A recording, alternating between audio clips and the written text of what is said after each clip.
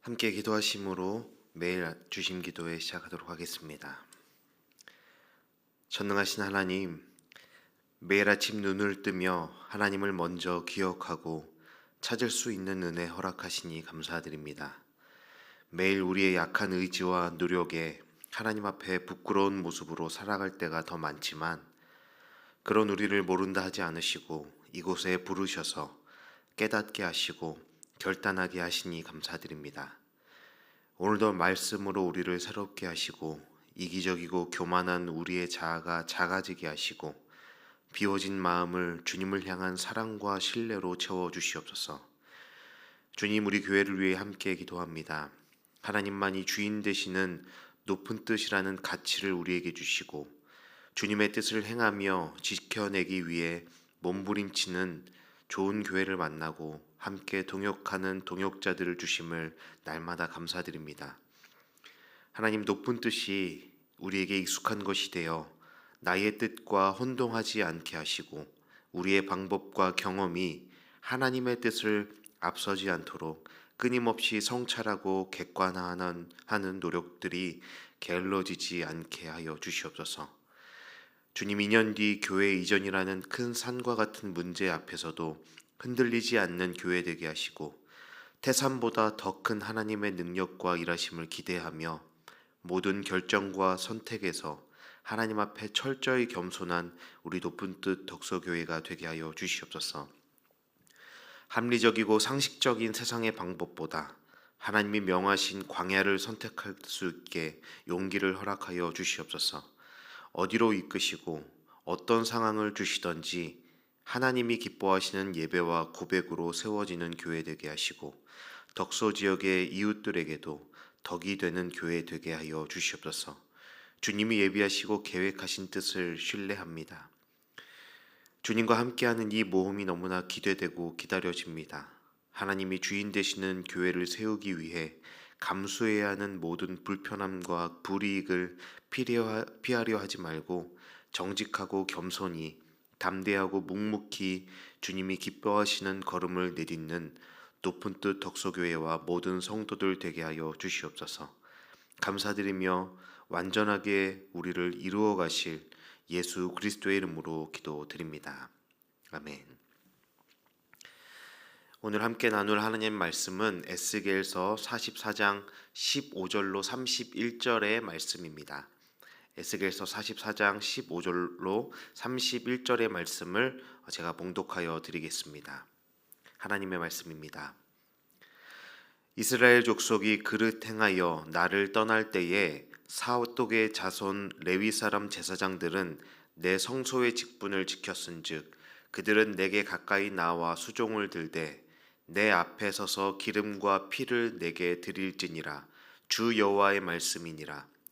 그들이 내 성소에 들어오며 또 내 상에 가까이 나와 내게 수종들어 내가 맡긴 직분을 지키되 그들이 안뜰 문에 들어올 때에나 안뜰 문과 성전 안에서 수종들 때에는 양털 옷을 입지 말고 가는 배 옷을 입을 것이니 가는 배관을 머리에 쓰며 가는 배 바지를 입고 땀이 나게 하는 것으로 허리를 동이지 말 것이며 그들이 바깥들 백성에게로 나아갈 때에는 수종드는 옷을 벗어 거룩한 방에 두고 다른 옷을 입을지니 이는 그 옷으로 백성을 거룩하게 할까 함이라.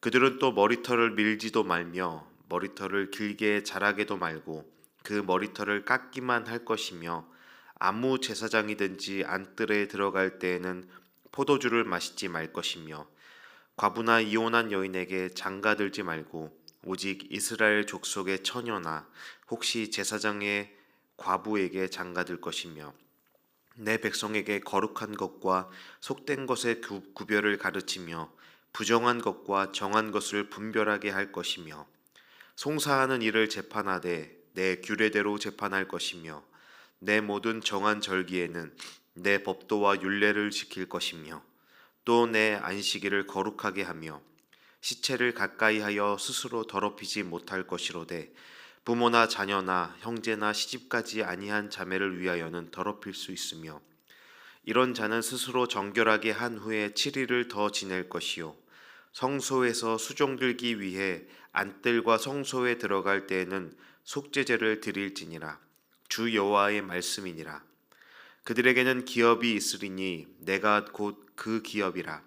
너희는 이스라엘 가운데서 그들에게 산업을 주지 말라. 내가 그 산업이 됨이라. 그들은 소제와 속죄제와 속건제의 제물을 먹을지니 이스라엘 중에서 구별하여 드리는 물건을 다 그들에게 돌리며 또 각종 처음 익은 열매와 너희 모든 예물 중에 각종 거제 제물을 다 제사장에게 돌리고 너희가 또 첫 밀가루를 제사장에게 주어 그들에게 내 집이 복이 내리도록 하게 하라. 새나 가축이 저절로 죽은 것이나 찢겨서 죽은 것은 다 제사장이 먹지 말 것이니라. 아멘. 오늘도 귀한 발걸음으로 예배 자리에 나오신 그 걸음 우리 주님께서 기억하실 줄 믿습니다. 가장 귀한 하나님과 가까이 함의 복을 오늘도 충만히 주실 것을 믿으며 함께 말씀을 듣도록 하겠습니다. 오늘 본문은 사독계 제사장들이 하나님께 받은 특권과 축복 그리고 그들에게 정결한 삶을 유지하고 거룩히 살아가도록 그 방법을 말씀하여 주십니다. 왜냐하면 이스라엘 자손이 하나님으로부터 떠나 잘못된 길로 갔을 때에도 레위 자손, 레위 지파 가운데서도 사독계 제사장, 사독의 후손인 제사장들은 끝까지 성소를 지키고 떠나지 않으며 하나님의 직분을 지켰기 때문입니다. 그런 사독 제사장들에게 하나님께서 특별한 책임을 맡겨주시고 그에 따른 규례를 가르쳐 주시는 것입니다. 먼저 17절에서 19절은 사독 제사장들이 입어야 하는 복장에 대한 규례입니다. 제사장은 성전 안뜰로 들어올 때나 성소에 들어갈 때는 베옷을 입으라고 명령하십니다. 그 이유가 본문에 기록되어 있는데 땀으로 안뜰을 더럽혀서는 안 되기 때문이다 라고 말씀하시죠. 땀 흘리는 것이 뭐가 잘못이겠습니까? 뭐 그렇게까지 하나 싶은데 신명기 23장 율법에 보면 땀이라는 것은 몸에서 유출되어 사람을 부정하게 만드는 것으로 규정되어 있었습니다. 그래서 제사장들은 덥고 무거운 옷을 입어서 땀을 흘리지 않도록 가볍고 시원한 옷을 입어서 하나님의 일들을 감당해야 한다라고 말씀하시는 것입니다. 또한 수종들 때 입는 이 거룩한 옷과 평상시에 입는 다른 옷을 구별해야만 했습니다. 거룩한 옷은 성전 안뜰에 위치한 방에 남겨두어야 했는데 19절에 이는 거룩함이 뜻하지 않게 그 백성에게 옮겨지지 않도록 하기 위함이다 라고 말합니다. 여러분 말이 좀 이상하죠. 거룩함이 옮겨지면 좋은 것 아닌가 라고 생각할 수 있는데 우리가 읽는 개역 개정 성경의 오역이라고 할 수 있습니다. 이 말의 의미는 거룩한 직임을 수행하는 제사장을 위해서 특별히 구별된 옷이기 때문에 사람들을 만나는 일상적인 일에 함부로 남용되거나 사용돼서는 안 된다라는 의미입니다. 즉 제사장의 옷으로 백성을 거룩하게 할지도 모른다는 본문의 내용은 제사장의 옷에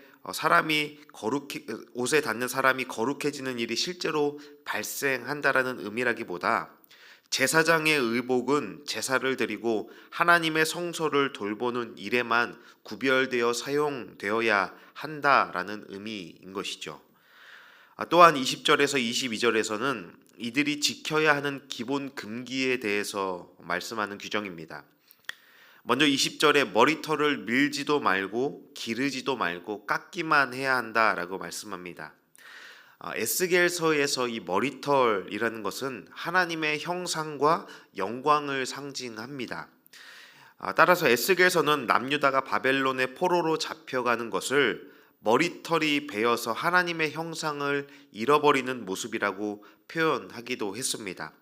우리 세번역 성경으로 에스겔서 5장 1절을 함께 읽어보도록 하겠습니다.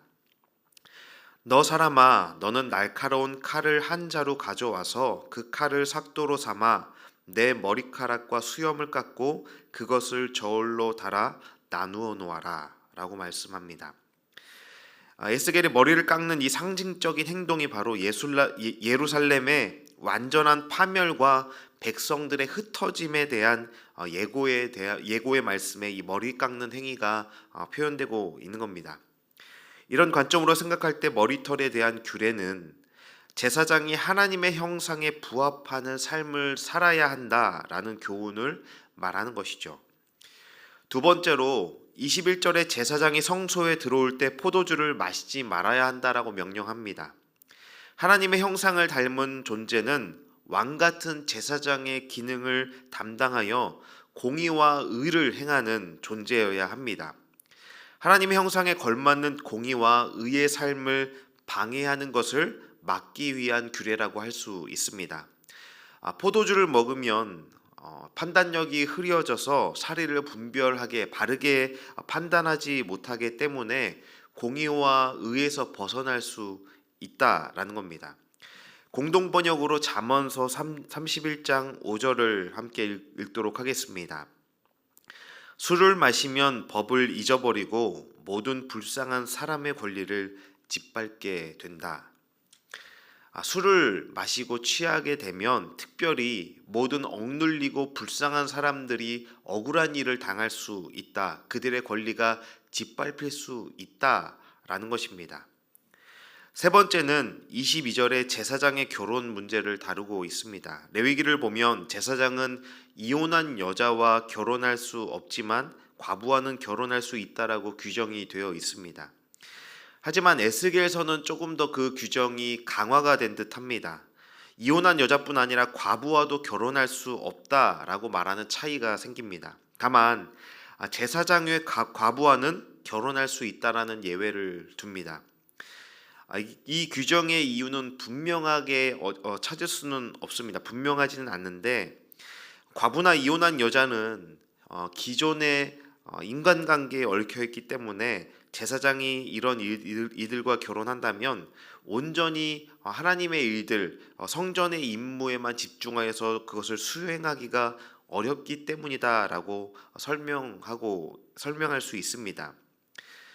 인간관계에 너무나 복잡하게 얽히다 보면 거기서 파생되는 이기적인 욕구에 자신도 모르게 물들어 하나님과 온전한 교제를 나눌 수 없다라는 것이죠. 그러므로 이기적인 욕구를 경계해라라는 차원에서 제사장은 과부나 이혼한 여자와 결혼할 수 없다라는 규정이 주어진 것입니다. 이러한 규정들이 현재를 살아가는 우리들에게 그대로 문자적으로 적용될 수는 없습니다. 예배를 드릴 때 어떤 옷을 입어야 한다라든지 헤어스타일은 어때야 하는지 누구와 결혼해야 한다라는 것은 타인에게 피해를 주지 않는다면 그것은 개인의 자유입니다. 하지만 이 규정이 주어진 본질적 가치는 왕같은 제사장들 된 우리에게도 중요한 것이고 지켜져야 하는 것입니다. 하나님의 형상에 부합한 삶을 살아야 하고 하나님의 공의와 정의를 말하고 그것을 행해야 하며 사사로운 인간관계나 이권에 얽혀서 이기적인 욕구에 끌려서 판단하거나 행동해서는 안 된다라는 것입니다. 그리고 더 나아가 23절과 24절에서는 제사장의 정결한 삶을 통해 실천하며 살아내야 하는 것들을 가르쳐 주십니다. 세 가지로 구분할 수 있는데 첫째는 23절에서 거룩한 것과 속된 것을 구분하면서 끊임없이 거룩한 삶을 추구해야 한다라고 말씀합니다. 두 번째는 24절에 올바른 재판을 시행하여 공의와 의를 성취해야 한다라고 교훈합니다. 셋째는 여호와의 법도와 율례에 따라 모든 정한 절기를 지키라고 명령합니다. 저는 이 세 번째가 가장 마음에 깊이 와닿았습니다. 법도와 율례를 너희가 언어나 말로써 가르쳐 전하라 하지 않으시고 너가 지켜야 한다라고 명령하신 것입니다. 성전 안뜰에서 수종을 드는 제사장은 예배와 신앙과 삶의 모범이 되어야 한다는 것입니다. 예배뿐만 아니라 일상의 삶에서도 모범이 되어 하나님의 뜻을 삶으로 증거할 수 있어야 한다는 것이죠. 사독 제사장이 하나님 앞에서 수종들며 막중한 책무를 감당하기 위해 하지 말아야 할 것, 또 행해야 하는 것들을 이 본문의 내용들을 통해서 살펴보았습니다. 아까도 말씀드렸던 것처럼 이런 규정과 명령이 우리가 사독 자손도 아니고 제사장도 아니기에 우리와 동떨어진 것이다 라고만 말할 수는 없습니다. 이 사독 제사장들이 살아가며 지켜야 했던 이 규례의 본질적 가치는 오늘을 살아가는 저와 여러분 우리 모두에게 동일하게 적용될 수 있는 것입니다. 적어도 하나님과 함께하는 것이 복이라는 사실을 믿고 하나님의 임재 가운데 성전되어 살아가길 갈망하는 사람들이라면 오늘 이 말씀의 의미를 깊이 새기고 묵상하며 또 살아내야 하는 것이죠. 본문을 통해 제사장들의 의무 또 우리에게 주시는 그 의무를 생각한다면 가르치는 교사, 분쟁 해결자, 삶의 모범이 되어 살아야 한다고 정리할 수 있을 것 같습니다. 이렇게 말을 조금 풀어서 정리해 보니 우리에게도 이 책임이 있다라는 것이 조금 더 와닿습니다. 우선은 우리는 하나님의 말씀과 뜻을 가르치고 전수하는 교사로서 살아가야 합니다. 한국은 곧 인구 절벽에 다다르게 됩니다. 하지만 교회는 이미 그 위기의 절벽 앞에서 떨어지고 있는지도 모릅니다. 많은 교회들의 차세대 교육부가 사라지고 있고 청년부가 사라집니다. 교육 부서들이 통폐합되다 못해 없어지고 있는 현실입니다. 여러분, 이것이 누구의 책임이겠습니까? 하나님의 말씀대로 살아가는 삶의 모습들이 전수되지 못하고 하나님 나라의 가치로 살아가는 삶의 모범을 보이지 못했던 신앙의 선배들의 모습, 바로 저와 여러분의 모습 때문에 그런 책임 때문에가 아니겠습니까? 하나님의 말씀과 뜻을 알고 있지만 삶의 많은 문제와 상황 앞에선 세상적인 방법과 하나님의 때를 신뢰하지 못하는 조급한 모습들, 세상을 두려워하며 타협하는 모습들로 우리의 자녀들과 후배들에게 이 신앙의 가치와 유산이 가볍게 느껴지는 것은 아니겠습니까? 또한 이 땅의 교회들과 신앙인들이 분쟁 해결자, 평화를 전하는 자들로서 역할을 감당하고 있냐는 이 질문 앞에서 한없이 부끄럽고 할 수 있는 변명이 없음을 느끼게 됩니다. 물론 많은 교회들이 분열을 조장하는 것은 결코 아닙니다. 하지만 정말 교회가 교회 되어야 하고 하나님의 뜻을 드러내고 세상의 빛과 소금 되어야 하는 곳에서 오히려 이기려고만 하고 강해지려 하고 생각이 다른 세력들은 사단의 무리라 규정하며 서로를 물어뜯는데 혈안이 되어 있는 모습들을 너무나 자주 보게 됩니다. 참으로 민망할 수밖에 없습니다. 교회가 분열에 휩쓸릴 때 해결하기 더 어려운 이유가 있지요. 자신은 하나님의 뜻대로 행하고 있다라는 교만한 맹신과 생각이 나와 생각이 다른 이들은 하나님을 대적하는 무리라 규정하고 또 결코 물러서려 하지 않고 대화조차 하려 하지 않기 때문입니다. 수많은 목사들과 기독교 단체들이 사회적으로 수많은 이권에 개입되어 있고 알게 모르게 권력에 여기저기 빌붙어 있기에 사회적 문제에 교회가 끼게 되면 갈등과 분열은 도무지 해결할 가능성을 기대할 수 없는 것입니다. 또한 세 번째 마지막 삶의 모범의 역할도 마찬가지입니다. 잘 이해할 수 있을 거라 생각합니다. 하나님의 말씀은 입과 머리로 이해하는 것이 아닌 손과 발로 살아내는 것이며 지식이 아닌 경험으로 습득되어야 하는 것입니다. 하지만 그런 신앙의 모범을 보여야 하는 제사장적 역할을 하고 있지 못하는 우리의 모습을 바라보며 세상은 무엇라 말하고 있습니까?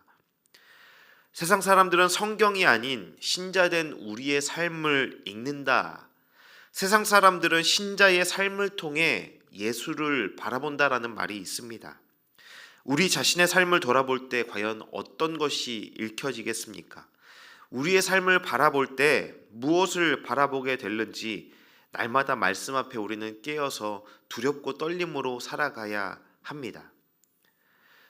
사랑하는 여러분, 하나님 앞에 신앙의 후배들에게 또 세상 앞에 참된 교사로 분쟁 해결자로 삶의 모범자로 살아갈 수 있기를 축원합니다. 세상에서 손해보고 무시당하고 아무도 알아봐주지 않는다 해도 하나님 앞에 신실하고 거룩한 구별된 제사장의 직무를 묵묵히 수행해 가시기를 바랍니다. 많은 신앙인들이 레위 사람들처럼 그릇 행하며 우상을 따라 하나님을 멀리 떠날지라도 저와 여러분은 사독 제사장들처럼 하나님 앞에 묵묵히 직분을 지키며 하나님과 동행하는 하나님의 일들을 수행하는 참으로 복된 삶을 살아가시기를 소망합니다. 말씀을 맺으며 하나님 앞에 이렇게 제사장 되어 살아가는 신실한 제사장 된 그 자녀들에게 하나님께서 주시는 약속의 말씀을 나누려 합니다.